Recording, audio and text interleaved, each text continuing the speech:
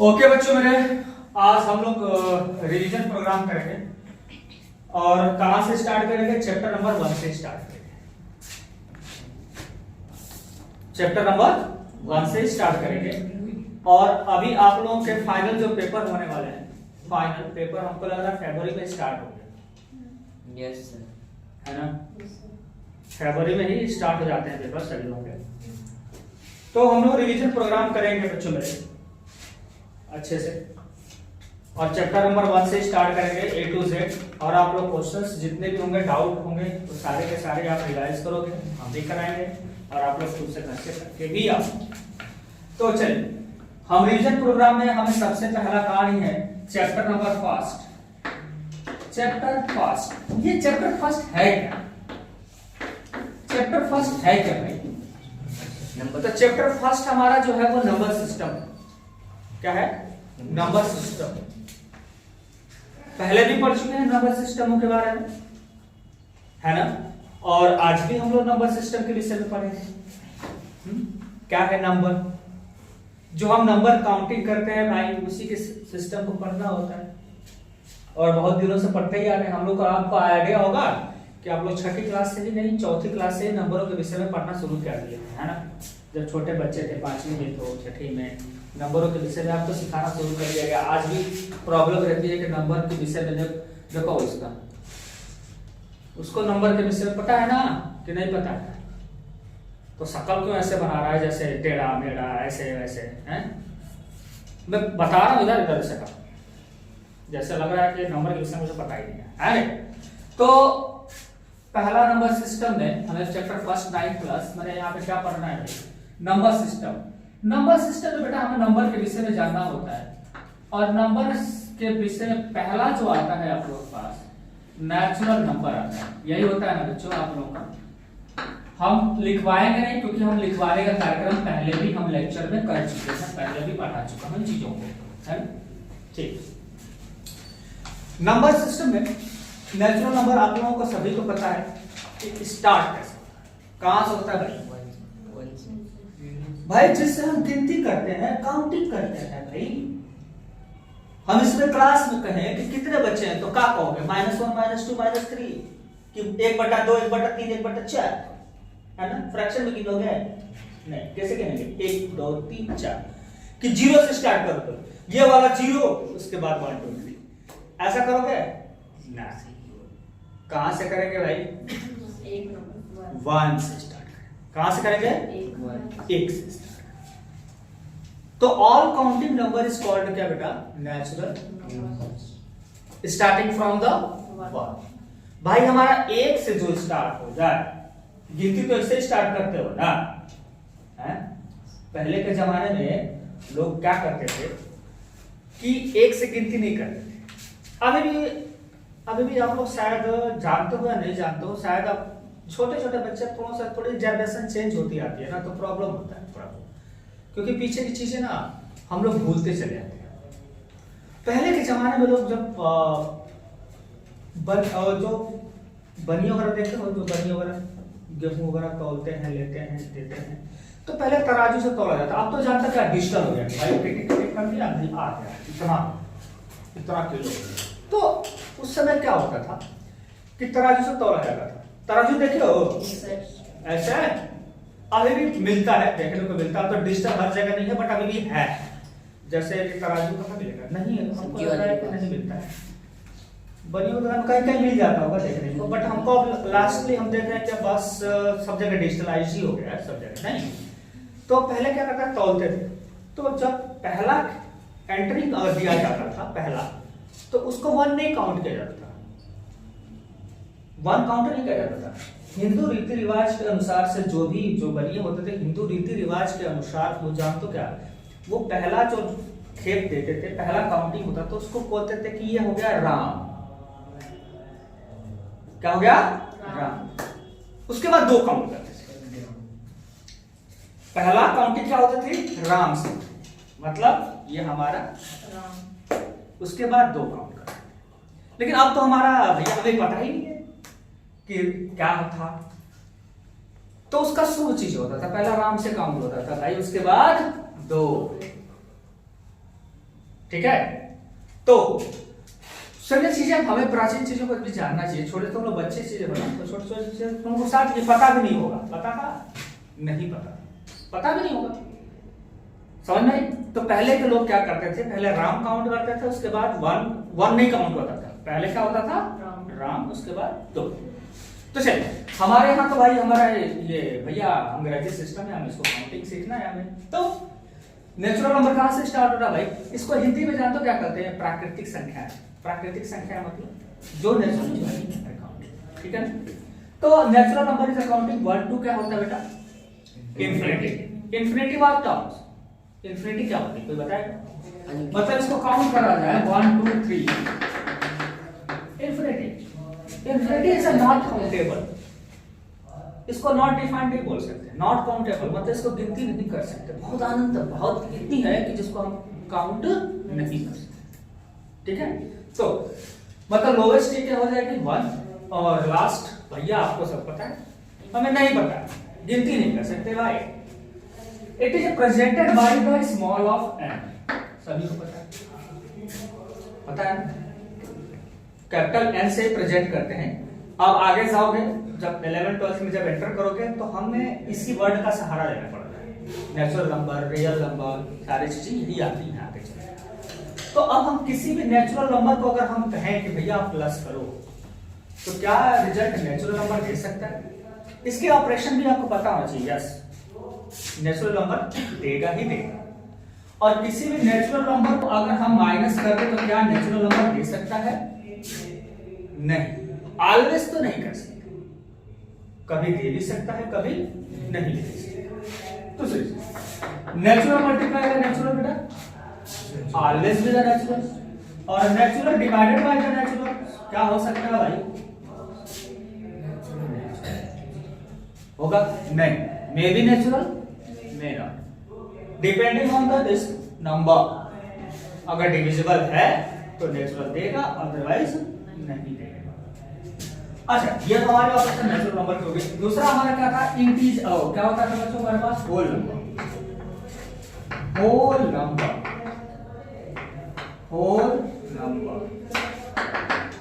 भैया, whole number. Whole number को सभी को पता है क्या होता है, कहां से स्टार्ट होता है, जीरो, हाँ, इंक्लूडिंग विद द जीरो। ये तो है, जीरो से स्टार्टिंग होती है, 0 1 2 3 आपको कहां तक, इनफाइनाइट, ठीक है, ठीक है, समझ आई। उसके बाद तीसरा चीज आता है बच्चों, इंटीजर। इंटीजर्स जो होती है बच्चों माइनस इनफाइनाइट, मतलब सारी चीज नेगेटिव भी लेते हैं और पॉजिटिव, यानी कि -2 -1 0 1 2 3 आपको कहां तक, राइट। ये सारे जो नंबर्स होते हैं ये सारे को इंटीजर्स बोला जाता है, सभी को पता है। इधर वाले नंबर्स को हम क्या बोलते हैं बच्चों, नेगेटिव इंटीजर्स, और इसको बोलते हैं क्या बच्चों, पॉजिटिव इंटीजर। यहां से यहां ये भी बातें ध्यान रखनी होगी आपको। इधर वाला पार्ट क्या होता है, नेगेटिव काउंट होता है, इधर वाला पार्ट क्या होता है, पॉजिटिव काउंट होता है, पॉजिटिव, इसको बोलते हैं नेगेटिव इंटीजर। और यहां पे होता है बच्चों पॉजिटिव इंटीजर, इसको जेड से प्रेजेंट करते हैं, ठीक है। यहां पर लिखा जाता है तो जेड नेगेटिव लिखा जाता है, और यहां पर लिखा जाता है तो जेड पॉजिटिव। आपसे अगर क्वेश्चंस की बात अगर आपसे पूछ दूं कि भैया जेड प्लस को हम सेकेंड फॉर्म में क्या लिख सकते हैं, तो भैया जेड प्लस को सर आप सेकेंड फॉर्म में ये भी तो लिख सकते हो, ना लिख सकते क्या है भाई, बता सकता हूं ना। तो तुमसे क्वेश्चन अगर पूछ दिया जाए कि अगर यहाँ पे जेड प्लस को सेकेंड फॉर्म में आप बताइए और एमसीक्यूज दे दिया जाए तो आप तो घबराने लगोगे। जेड प्लस को सेकेंड फॉर्म में हम क्या लिख सकते हैं भाई,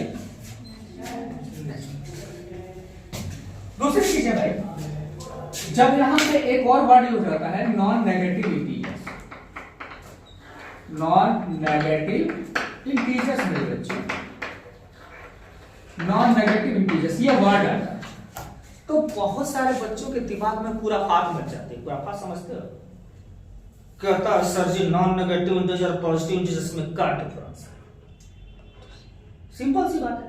अरे नॉन नेगेटिव इंटीजर का मतलब नेगेटिव इंटीजर्स नहीं होना चाहिए सर जी, तो मतलब पॉजिटिव इंटीजर होना चाहिए। बट कहेगा सर जी भाई इसमें क्या फर्क है, पॉजिटिव इंटीजर्स में और नॉन नेगेटिव इंटीजर्स में क्या फर्क है सर जी, एक ही वर्ड तो है, आप बेवकूफ बना रहे हो। नहीं, नॉन नेगेटिव में जीरो भी है। हाँ, non negative integers with the including zero, समझ रहे हो बच्चों, जीरो।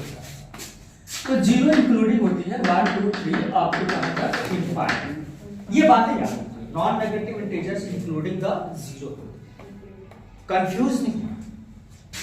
कभी कभी वर्ड भी हमें क्या करता है, धोखा दे जाता है। Positive integers non negative integers में धोखा हो जाता है भाई, धोखा नहीं करोगे ना, समझ में आई, बार बार ये बता, धोखा नहीं होगा। ठीक, अब हमारे पास अगला टर्म्स जो होता है बच्चों, वो होता है क्या, इवन नंबर या इवन इंटीजर। ये हम हटा देते हैं बच्चों में। अच्छा, इवन नंबर, इवन जानते हो क्या होता है, इवन हमारे लाइफ में भी चीजें कोऑर्डिनेट करती है।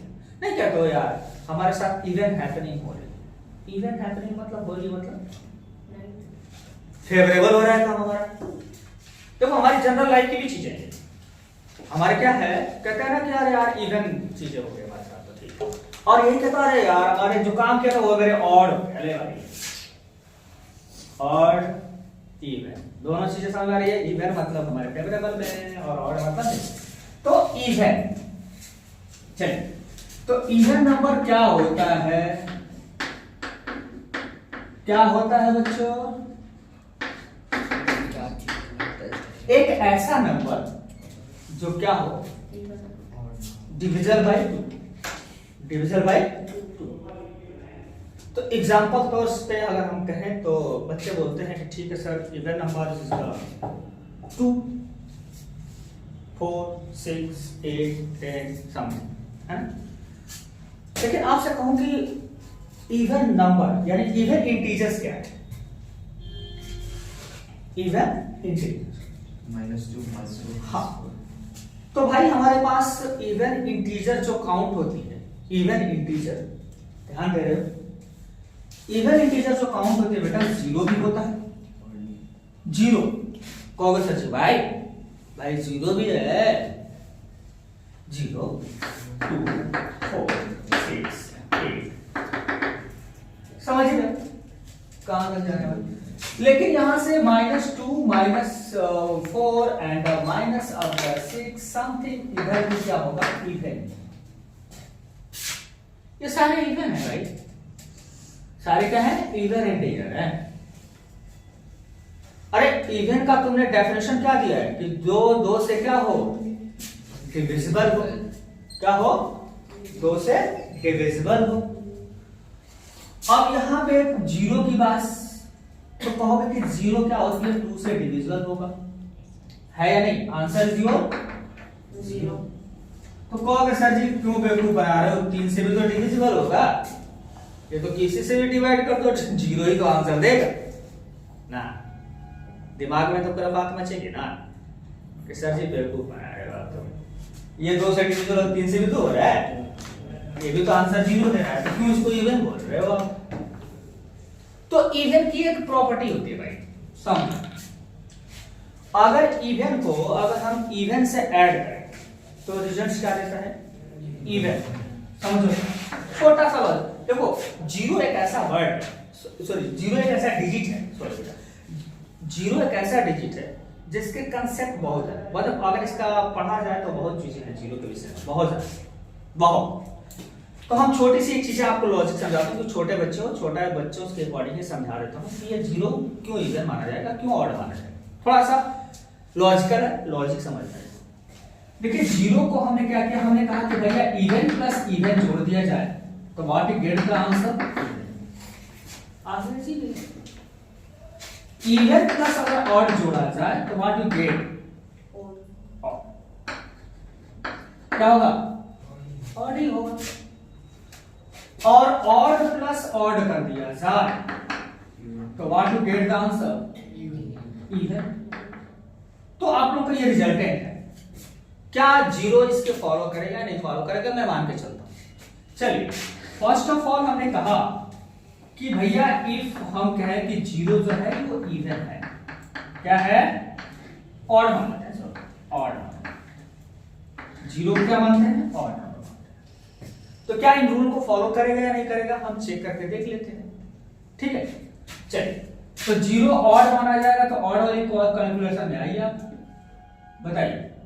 एक इवन लीजिए, इवन कोई नंबर लीजिए, 2 प्लस 0 तो रिजल्ट कितना दिया, 2। इसकी रूल को गलत साबित कर दिया। क्या कर दिया, गलत साबित किया।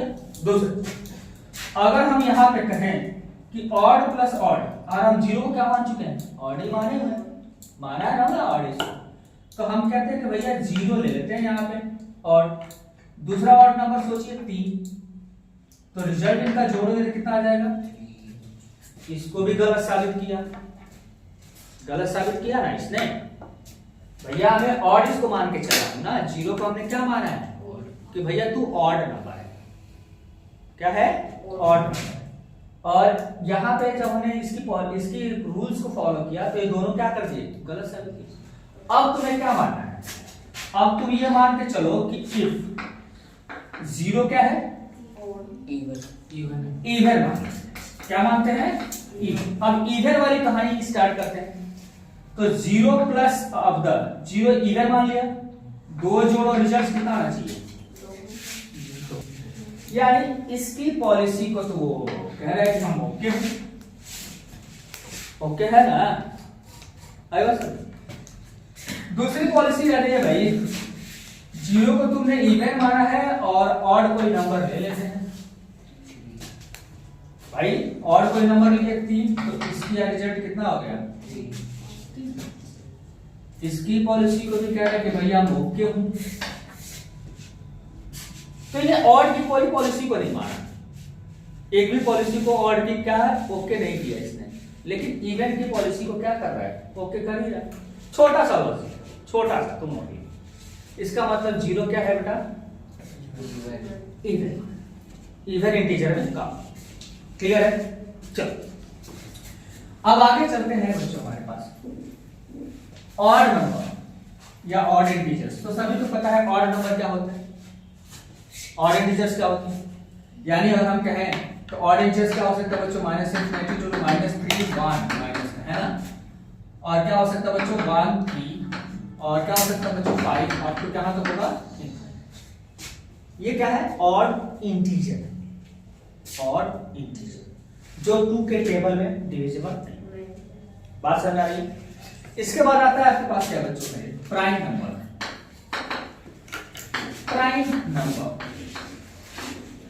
प्राइम नंबर क्या होता है बच्चों, एक ऐसा नंबर जो क्या हो, उसके फैक्टर 2, फैक्टर क्या हो, 2 ही। कौन सा ऐसा नंबर है जिसका फैक्टर 2 हो सकता है, 7 हो सकता है, और भी छोटा दे हम पहले ही कहा जाए कि पहले सीढ़ी पे पांव ना रख के तो 5वीं सीढ़ी पे पांव रख दे, तो होगा क्या, 2।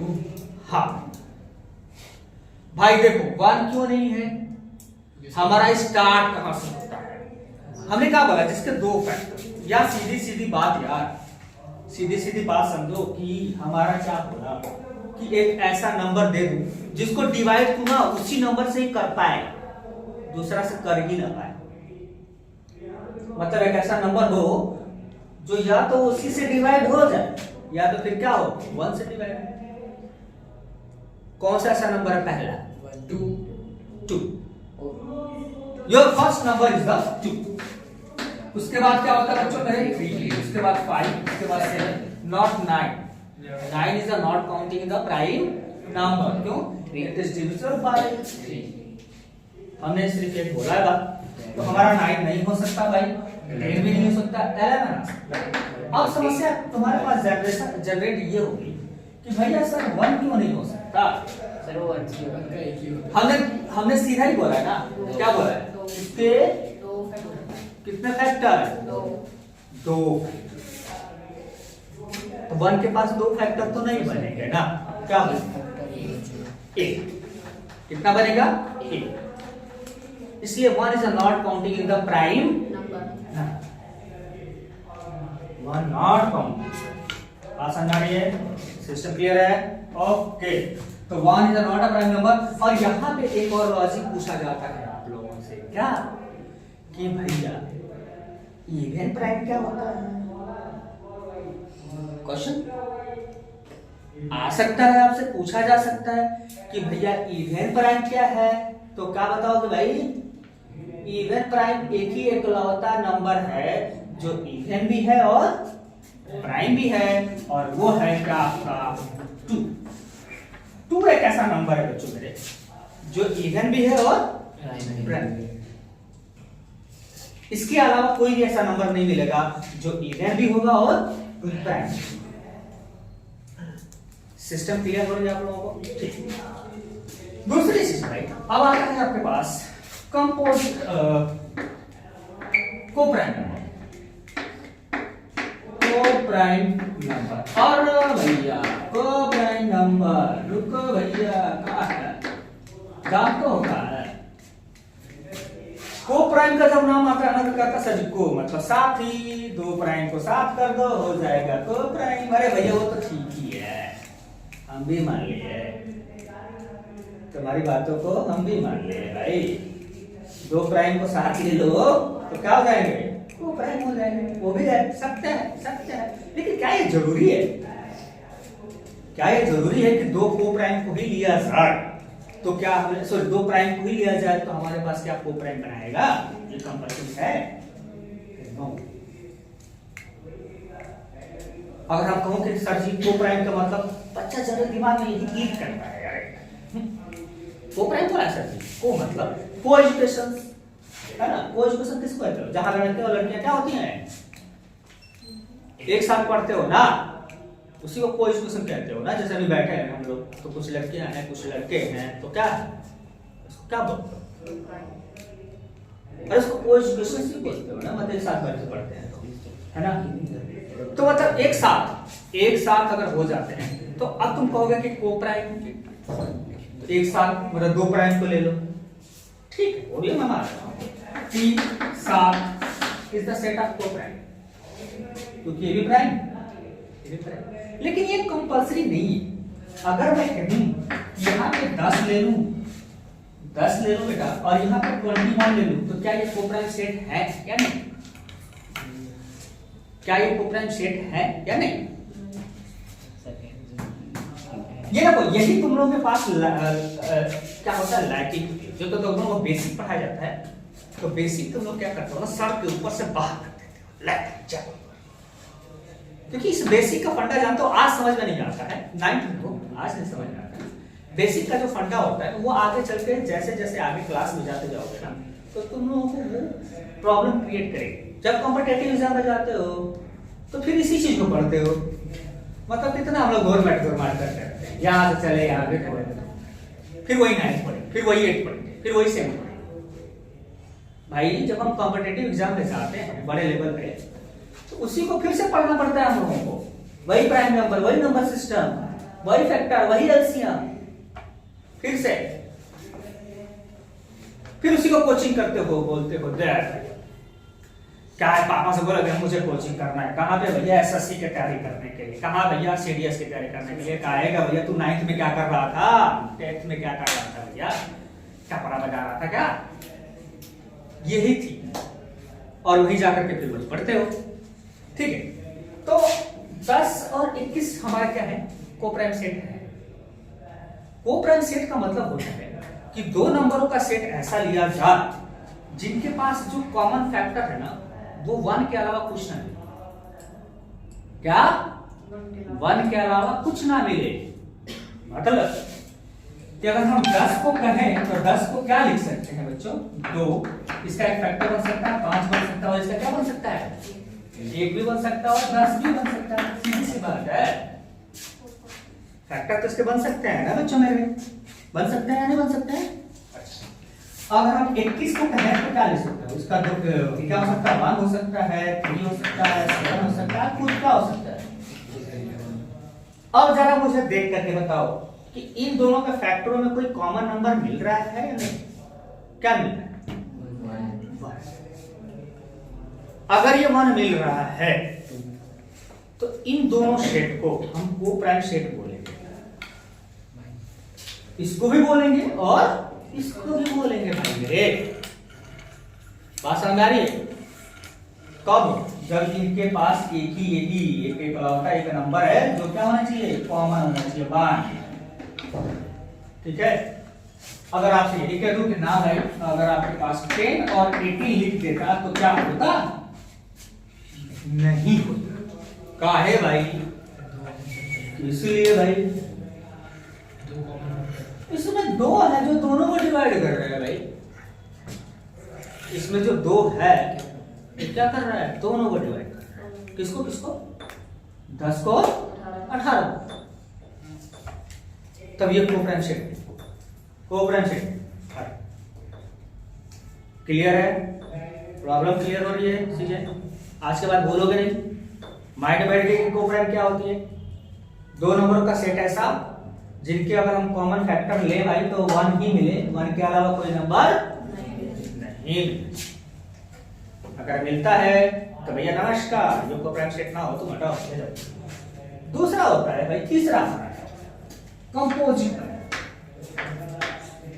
Composite number. भाई देखो इस बार कंपोजिट नंबर क्या होता है? कंपोजिट नंबर कंपोज करके मतलब भाई एक ऐसा नंबर जिसके पास मोर देन क्या? 2 फैक्टर्स, मोर देन 2 फैक्टर। ऐसा कौन सा नंबर है भैया जिसके पास 2 से ज्यादा फैक्टर हो सकते हैं? गिनती आती है ना का? 4। पहला है का है भैया? 1 के पास तो 1 ही है, 2 के पास तो 2 है, 3 के पास भी 2 है, उसके बाद 4 के पास क्या होगा? 1 तो उसको 1 भी डिवाइड करेगा, 4 को क्या करेगा?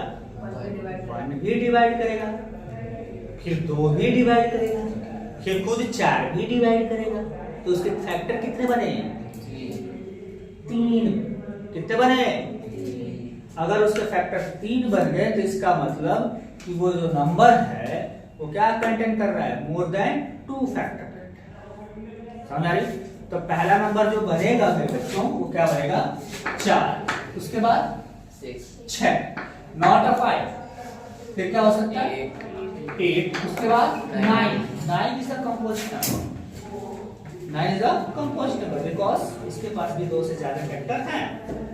10 क्या? 11 ना 12, 13 9 क्या? 14, 14 9 15। और ऐसे आपको नंबर पता है। तो कंपोजिट नंबर आपको क्लियर हो गया क्या होता है? क्या होता? एक ऐसा नंबर जिसके पास 2 से ज्यादा फैक्टर, 2 से ज्यादा फैक्टर। अब हमारे पास आता है बच्चों रैशनल एंड इरैशनल, यानी रियल। बेटा देखो है, शुरू से बता देना चाहिए था मुझे real number, but real number यहाँ डिस्कस करते हैं। वास्तविक संख्याएं ये होते हैं रियलिटी। जब आगे क्लास में जाओगे, अभी तो 9th में हो, अगले साल भी रियल नंबर ही पढ़ोगे, लेकिन इसके आगे क्लास में जाओगे तो एक और नंबर पढ़ोगे, इमेजिनरी नंबर। इमेजिनरी नंबर मतलब काल्पनिक संख्या, काल्पनिक संख्या। अभी आप रियल नंबर पढ़ रहे हैं यानी वास्तविक संख्या, और आगे चलते जब 11th में चलोगे तो वहां पे काल्पनिक संख्याएं भी हम पढ़ाएंगे, यानी कि इमेजिनरी नंबर। बस यहाँ रियल नंबर नहीं होता है। ये 2 नंबरों का सेट होता है बच्चों। क्या? एक होता है रैशनल और दूसरा क्या होता है? इरैशनल। यही होता है ना, अभी तक तो यही पढ़ते आ रहे हैं। देखो भाई रिवीजन प्रोग्राम है, मैं लिखवा नहीं रहा हूं, डिस्कस कर रहा हूं। लिखवाने कोई मतलब बनता है, ठीक है ना? तो rational and the irrational, what are rational, what are rational, rational भैया इसको हमें देखो, rational is presenting by the Q से प्रेजेंट किया जाता है, और एक ऐसा नंबर जो p बाय q के फॉर्म में लिखा जाता है और q does not equal to 0। ध्यान से सुनते हैं, क्योंकि q 0 होने की वजह से क्या होगा, नॉट डिफाइंड टर्म बन जाएगा,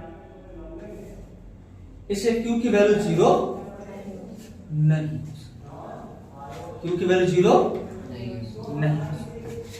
और ये p और q क्या है, देखो अगर हम प्रॉपर रैशनल नंबर की बात करें तो p और q को जब बोला जाता है, तो हमें 8वीं क्लास में एक ही वर्ड बोला गया कि p और q क्या है, इंटीजर, क्या है इंटीजर। लेकिन हम यहाँ पे आपको बोलूंगा कि अगर आपको क्लास का डेफिनेशन प्रॉपर रैशनल नंबर का डेफिनेशन अगर देना है तो सीधा सीधा आपको ये बोलना है कि p and q both are the coprime integer. कौन सा इंटीजर, को प्राइम, क्या बच्चों मैंने को प्राइम इंटीजर, ठीक है,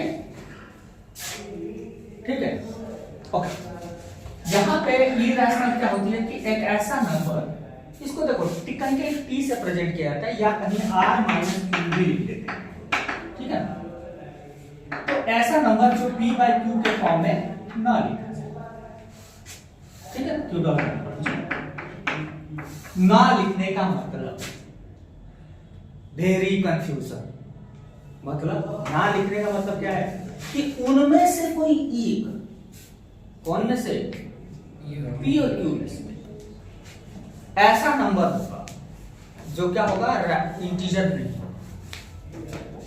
या इनको इंटीजर के फॉर्म में हम यहाँ पे क्या होता है कि p और q को कभी भी इंटीजर के फॉर्म में हम लिख, समझ आते आ रही है आप लोगों को। तो ना लिखने का मतलब ये होता है इरेशनल, ठीक है। इतनी बातें आप लोगों को क्लियर है कि इंटीजर्स सॉरी और इरेशनल रैशनल क्या है। अब यहाँ पे क्लासिकल ये चीज होती है कि क्या सारे रियल नंबर, सारे रियल नंबर रैशनल नंबर हो सकते हैं, नहीं हो सकते, लेकिन क्या सारे रैशनल नंबर रियल नंबर हो सकते हैं, यस हो सकते हैं। बात समझ आ रही है आप लोगों को, ठीक है। ये भाई रियल नंबर जो होता है ना, तुम अब तक जितने नंबर पढ़े हो, चाहे फ्रैक्शन में, चाहे डेसिमल में, चाहे पॉइंट में, चाहे नेगेटिव में, चाहे पॉजिटिव में, चाहे रूट्स में, चाहे कहीं पर भी, वो सारे क्या काउंट होते हैं, रियल में काउंट। कहां पे काउंट होता है, रियल, ठीक है। और इन ये रैशनल जितने भी हैं, जितने भी रैशनल है, वो सारे जितने तुम इंटीजर पढ़े हो ना, जितना इंटीजर, वो सारे सारे क्या है, रैशनल। इवन जीरो भी क्या है, रैशनल है भाई, क्या है, रैशनल। कैसे हम 0 बटा हम कुछ भी लिखते हैं, 1 लिख दूं, 0 बटा 10 लिख दूं, क्या फर्क पड़ता है, हो गया p बाय q के फॉर्म में, है ना रैशनल या नहीं है, रैशनल है, क्लियर है या नहीं, क्लियर है। तो ये चीज हमारे भाई रैशनल इरेशनल के कांसेप्ट थे यहाँ पे। अब इसी के बेस पे तुम्हें एक वर्ड 9 क्लास में रैशनल और इरेशनल निकालना भी सिखाया जाता है कि आपसे पूछा जाए कि भाई 3 और 5 के बीच में हमें 10 रैशनल नंबर चाहिए, क्या चाहिए, 10 रैशनल नंबर, ठीक है, क्या चाहिए, 10। तो इसमें निकालने के लिए सबसे पहले क्या करते हो कि तुम्हें सोचना पड़ता है कि हम ऐसा क्या नंबर मल्टीप्लाई करूं जिससे उसके बीच में 10 नंबर मिल जाए, समझ रहे हो। तो अगर हम 10 नंबर मल्टीप्लाई करने के लिए हम चाहें तो हम कितने मल्टीप्लाई कर सकते हैं, इन्हें हम 10 से ही कर लेते हैं। देखो मैं बता दूं, आप बड़े क्वांटिटी से भी मल्टीप्लाई करो, कोई फर्क नहीं पड़ता, इसका एग्जैक्ट आंसर आप लोगों का कॉपी टू कॉपी मैच नहीं कर सकता। अरे भाई मैं 10 से मल्टीप्लाई कर, तू 11 से मल्टीप्लाई कर देगा तो क्या होगा, क्या वो गलत है, नहीं। अगर मैं 10 से करूं और तुम 11 से कर दो तो क्या वो गलत है, नहीं, गलत नहीं है, ठीक है, आप कर सकते। तो अगर हम मल्टीप्लाई बाय कर 3 मल्टीप्लाई बाय 10 डिवाइड बाय 10, हाँ बात है ध्यान रखना, जिस नंबर से आप मल्टीप्लाई करते हो उस नंबर से डिवाइड भी करना, याद रहेगा। यहां पे भी 5 गुणे 10 डिवाइडेड बाय 10 कर देते हैं। सिस्टम क्लियर है या नहीं क्लियर है? इस बिकम्स 30 बाय 10 एंड 50 बाय 10। और इसके बीच के 31 से स्टार्ट हो 10 नंबर कुछ भी लिख दो। तुम चाहो तो 35 से स्टार्ट होकर 45 तक लिख दो, रिस्ट्रिक्शन नहीं है भाई, कुछ भी लिख सकते हो उनके बीच के, है ना। अच्छा अब आता है भाई, अब फ्रैक्शन में पूछ देता है कि अच्छा 1/3 और 1/2 के बीच का 10 रेशनल नंबर निकालिए। क्या निकालना है? 10 रेशनल नंबर निकालना है। इसमें भी वही काम करते हैं, क्या करते हैं वही, लेकिन पहला ध्यान ये रखना होगा, क्या ध्यान रखना होगा भाई कि इनके एलसीएम को सबसे पहले बच जो डिनोमिनेटर पार्ट है ना, क्या डिनोमिनेटर, इनको एक बनाओ, कॉमन करो। कॉमन करने का लॉजिक है कि इनका एलसीएम लेके तो एलसीएम का 6 आएगा ना, तो यहाँ पे 2 हो जाएगा, यहाँ पे 3, तो इसको लिखा जाएगा 2/6 और यहाँ पे 3/6। अब तुम्हारी मर्जी, जिससे मर्जी मल्टीप्लाई करो, जिससे मर्जी करो। समझ में आ रही है आप लोगों को बातें? क्या करना है? सबसे पहला डिनोमिनेटर को सेम बनाना है, डिनोमिनेटर को सेम करना है। यानी अगर इसको मल्टीप्लाई बाय अगर हम 10 करें तो इसको मल्टीप्लाई तो डिवाइड भी करना होगा। मैंने बोला है कि जिस नंबर से मल्टीप्लाई कर रहे हो उसी नंबर से डिवाइड भी करना होगा। Multiply by 10, multiply by 10, what is the answer? 20/60 और ये क्या हो जाएगा? 30/60। अब इसके बीच के नंबर लिख सकते हो ना, कोई दिक्कत नहीं। अच्छा आगे चलते हैं। अब तुम्हारे 9th क्लास में एक और वर्ड यूज किया जाता है बच्चों, शुरुआती ही दौर में, ये तो शुरुआती दौर का ही था, मतलब जैसे ही चैप्टर स्टार्ट करोगे रैशनल और इरेशनल के कांसेप्ट है। Rational multiply by rational, always be the rational, और rational multiply by irrational, rational multiply by irrational, भाई ऑलवेज इरेशनल होता है। समझ रहे हो ना? इसी तरह से अगर कहा जाएगा लेकिन रैशनल कभी 0 ना हो तो, अगर तुम रैशनल 0 ले लिए तब तो हो जाएगा रैशनल भाई, तब तो हो जाएगा रैशनल 0 नहीं होना चाहिए। अगर रैशनल 0 नहीं हो रहा है तब तो हमें क्या होगा? ऑलवेज इरेशनल मिलेगा। अगर रैशनल 0 हो गया तो भैया हमें रैशनल ही देगा, वो 0 ही आंसर देगा। ठीक है, चलिए अब आपके पास वर्ड आता है टर्मिनेटिंग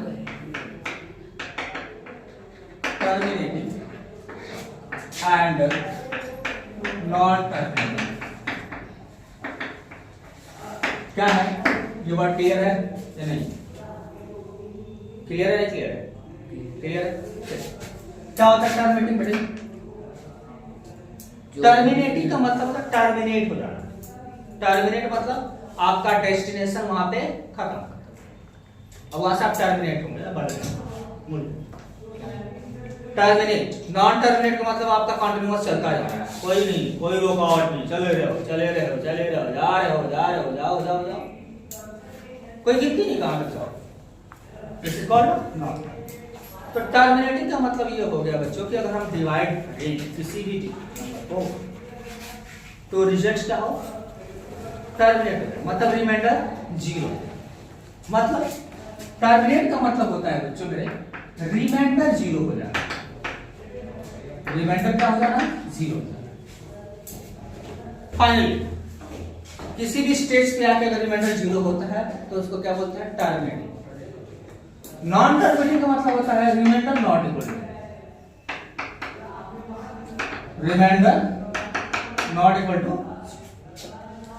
एग्जांपल तौर पे अगर हम बात करें कि अगर 25 को अगर हम 4 से डिवाइड करते हैं तो what you get the answer? 6 कितना होगा भाई? 24। 1 आ जाएगा, डेसिमल लगाओ तो 0 आएगा, 2 टाइम्स में आएगा 8 आएगा, 5 टाइम्स कितना हो जाएगा? 20। Result is the 0।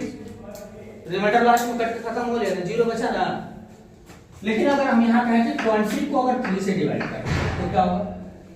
This is the 6 time, 8 become 18, 2 आएगा, फिर रिमाइंडर लगाएंगे, फिर 0 आएगा, 3 आएगा, सॉरी 6 आएगा, फिर 18 आएगा, फिर आएगा 2, फिर 0। मतलब इसका कोई अंत ही नहीं है,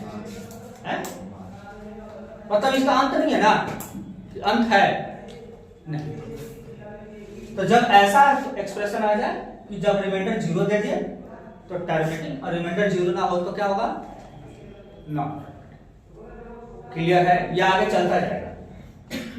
अब देखो इसी वर्ड को आप लोगों ने एक बार पढ़ा होगा कि 6.25 अगर ऐसा लिखा है तो टर्मिनेटिंग है, लेकिन इस वर्ड को अगर हम रिपीटेशन ले आ जाता है तो 6.66666 जाएगा, कहां तक जाएगा कोई अंत नहीं है। तो इसको लिखते हैं 6.6 पे क्या करते हैं बच्चों? इसका मतलब होता है फ्रीक्वेंसी ऑफ 6, फ्रीक्वेंसी ऑफ 6 अब इनफाइनाइट, इसका कोई अंत नहीं। ओ इसका कोई अंत नहीं, ठीक है।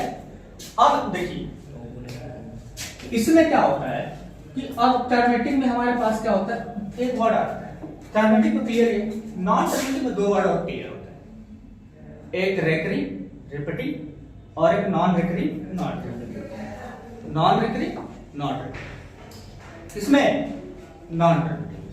तो रेकरिंग क्या होता है? तो रेकरिंग ये वर्ड है, ठीक है ना, recurring and repeating this word. मतलब अगर आपसे कहा था कि 1.2222 अगर ऐसे लिखा गया है इनफाइनाइट टर्म्स तक, या 1.125 125 125 ऐसे लिखा गया है, यानी इस वर्ड अगर ऐसे लिखे गए हैं तो इसको क्या बोलते हैं? रेकरिंग और रिपीटिंग, ठीक है ना। अब दूसरा चीज आपके पास होता है क्या कि यहाँ पे अगर कहा जाए कि 1.01 001 001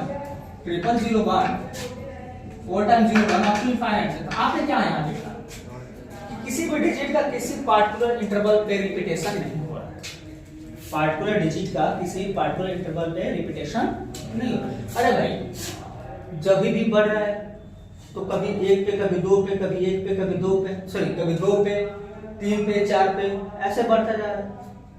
तो इसका एक पार्टिकुलर मतलब एक निश्चित इंटरवल नहीं है कि उसी पे बढ़ रहा है, उसी पे फ्रीक्वेंसी आ रही है, नहीं ना। तब हम इसको क्या बोलेंगे? Non recurring non repeating. अब यहाँ पे ध्यान देने वाली बात एक चीज और कि आपसे क्वेश्चन पूछा जाता है ना कि कौन सा रैशनल है, कौन सा इरेशनल है, कौन सा रैशनल है, कौन सा इरेशनल है भाई, यहाँ पूछा जाता है तुम लोगों से। तो आपको बात याद दिला दूं, ये वाला जो वर्ड है ये भी रैशनल है, ये वाला वर्ड है, यानी ये वाला जो वर्ड है वो भी क्या है? रैशनल। टर्मिनेटिंग भी रैशनल होता है और रेकरिंग और रिपीटिंग डेसिमल एक्सप्रेशन भी क्या होता है? क्या होता है? रैशनल। लेकिन ये वाला वर्ड क्या है? रैशनल नहीं। अगर ऐसा अगर कहा जाता है कि अगर ये रैशनल है कि इरैशनल है तो क्या बोलोगे तुम लोग? Irrational word. क्या बोलोगे? Irrational word. ऐसा नहीं कि रैशनल लिख देना, कहानी खराब हो जाएगी। तो देखो सभी को पता है कि अगर रैशनल अगर है तो उसको हम क्या कर सकते हैं बच्चों? किसी भी रैशनल नंबर को हमें पता है किसके फॉर्म में लिखा जा सकता है? P/Q के फॉर्म में लिख सकते हैं ना। ये तो आइडिया है आप लोगों को, नहीं पढ़े भी हो यार, दिमाग से निकल गया। ऐसे सुनाया था सर ने, यहाँ सुनाया, यहाँ से बात सुनते इधर से बात। लेकिन ध्यान अब हमारे पास क्या है कि किसी भी टर्मिनेटिंग और नॉन टर्मिनेटिंग जो भी रैशनल है, जो भी है एक्स वाई जेड कोई भी रैशनल, जैसे कहा जाए कि 6.25 है, जैसे मान लो कि 2.5 है, कोई भी इसको रैशनल बदलना है, रैशनल बदलना है, कैसे बदलेंगे? तो कुछ नहीं करना है, इसको P/Q के लिखने का मतलब है 2.5 को क्या करो 10 से नीचे 10 से क्या होगा 25/, होगा ना 25/10। रूल तो यही कहता है, करते हो। कुछ बच्चे तो डायरेक्ट ही करते हैं, तो बाकी बड़े विद्वान हो जाते हैं तो कर लेते हैं, टीचर भी समझ जाते हैं थोड़ा तो, है ना। तो ये रास्ता काटना चाहते हो काट सकते हो, क्या हो जाएगा 5/5 से 25 तो 5/5 यानी रास्ता। लेकिन अब ये तो हमारा टर्मिनेटिंग है, नॉन टर्मिनेटिंग मतलब रिकरिंग रिपीटिंग डेसिमल एक्सप्रेशन जैसे होता है। तो जैसे आपसे कहा जाए कि 0.33333 आपको कहा जाए बच्चों इनफाइनाइट, इसको क्या करना है, रैशनल बनाना है। क्या बनाना है, रैशनल। तो सबसे पहला काम क्या करते हैं, सबसे पहला काम इस पूरी एक्सप्रेशन को हम मान लेते हैं एक क्वांटिटी x। क्या मानते हैं, x, यानी x is equals to 0.333 आपको करना होगा इनफिनिटी। अब हमें एक एक्सप्रेशन को बाहर करना होता है। क्या करना होता है, बाहर। तो किससे मल्टीप्लाई करेंगे, एक प्लेस हट जाए बोथ साइड, तो 10 multiply by the 10, it's become 10x is equals to 3.33 आपके पास होगा इनफाइनाइट। भाई मेरे एक चीज, इसको इक्वेशन फर्स्ट दे देते हैं, इसको इक्वेशन सेकंड, ठीक है। चाहो तो और अच्छे से लिख सकते हो इसको क्या सकते हैं, 10x is equals to 3 plus 0.333 ये लिखा है। अब पहला इक्वेशन और ये होगा सेकंड इक्वेशन कर ले सकते हैं, बहुत अच्छे तरीके से लिखना होगा। तो यानी x is equals to, अब इसको क्या करेंगे, 0 पॉइंट प्लस क्या हो जाएगा, यहाँ पे देखो 0.333 आपको क्या होगा इनफाइनाइट, यानी ये फर्स्ट। मेरे बच्चों एक बताओ, हमने इनफिनिटी में से कितने वर्ड लिए हुए हैं, एक ही वर्ड लिया हुआ है ना। तुमसे कहा दिया जाए ना कि पूरा बाल्टी में से एक बूंद पानी निकाल दोगे तो क्या बाल्टी इसका पानी खाली हो जाएगा, खाली हो जाएगा। समुद्र में से एक बूंद पानी निकाल दोगे तो समुद्र खाली कर दिया हमने, ऐसा होगा नहीं। उसके सेहत पे कोई प्रभाव नहीं पड़ने वाला। खूब पैसा कमरे भरा है, एक नोट चीज से निकाल, कमरा खाली, पैसे क्या फर्क, थोड़ा सा पड़ेगा, नहीं पड़ने वाला। तो ये जो क्वांटिटी दोनों है ऊपर और नीचे, कोई फर्क नहीं पड़ने वाला, दोनों क्या है, सेम है। क्वांटिटी क्या है, सेम है, बराबर ही है दोनों, समझ रहे हो ना। तो हम इसको माइनस कर देते हैं, क्या करते हैं, माइनस। ये कहानी आ जाएगी 9x और ये हो गया भैया कट। कट क्यों हो गया, तो दोनों बराबर है, एक प्लस में और एक माइनस में, काट दिया, ठीक है। बचा यहाँ पे 3, तो x की वैल्यू 3/9, तो ये क्या हो जाएगा 1/3 आ जाएगा ना बच्चों, मेरे 3 बार कटेगा ना, तो आपका आ जाएगा 1/3 is the expression in the p/3, ठीक है। तो ये हमारा बेसिक डिस्कशन। अब अगले दिन तुम लोग क्या करोगे, आपने exemplar, NCERT exemplar, not solve exemplar और सॉल्व लोगे तो मार खाओगे, क्या आंसर। दूसरा आर डी शर्मा लेते हैं, क्या क्या लेना है, आर डी शर्मा और लेते हैं ना भाई। अब उसी से क्वेश्चन करने वाले हैं, क्योंकि हमने एनसीईआरटी का बेसिक टू बेसिक सारा कर दिया। बेसिक हमने लेक्चर सारे चीज हमने सारे एक्सरसाइज करा दिया। अब हम बेसिक भी करा रहा हूँ, साथ साथ में एग्जाम्पल के ही क्वेश्चन कराऊंगा। दूसरे एनसीईआरटी के क्वेश्चन जो अच्छे क्वेश्चन है उसी को टच करूंगा, जो अच्छे क्वेश्चन है उसी को टच करूंगा, बाकी को हम टच नहीं करने वाले, ठीक है ना। अगर वो क्वेश्चन देखना होगा भैया तो जाकर देख लेना अपना, सारे क्वेश्चन तो मैं डाल ही दिए, सारे चैप्टर के, मैंने कुछ छोड़ा तो नहीं है ना, सब चीज डालते ही चला गया हूँ। तो यहाँ पे आप जाकर देख सकते हो। अगर और एग्जाम्पलर के जितने भी क्वेश्चन होंगे जो तुम्हारे पेपर में जो हॉट्स बनेंगे, जो 9th क्लास के जो हॉट्स क्वेश्चन डाले जाएंगे, वो या तो किसे डाले जाएंगे, एग्जाम्पलर से ही डाले जाते हैं, चाहे किसी भी स्कूल का हो, एग्जाम्पलर के अलावा कोई हॉट्स क्वेश्चन डाला ही नहीं जाता। आर डी शर्मा में वही हॉट्स क्वेश्चन, एग्जाम्पलर क्वेश्चन ही हॉट्स है, और क्या है, बाकी तो सिस्टम है। तो आप लोग लेके आना, फिर हम देखते हैं क्वेश्चंस को करते हैं फर्स्ट चैप्टर। कल रिवीजन में एक दिन में और कर देंगे तो खत्म हो जाएगा, ये 2 दिन हो जाएगा, ठीक है। ओके बच्चों, मिलते हैं।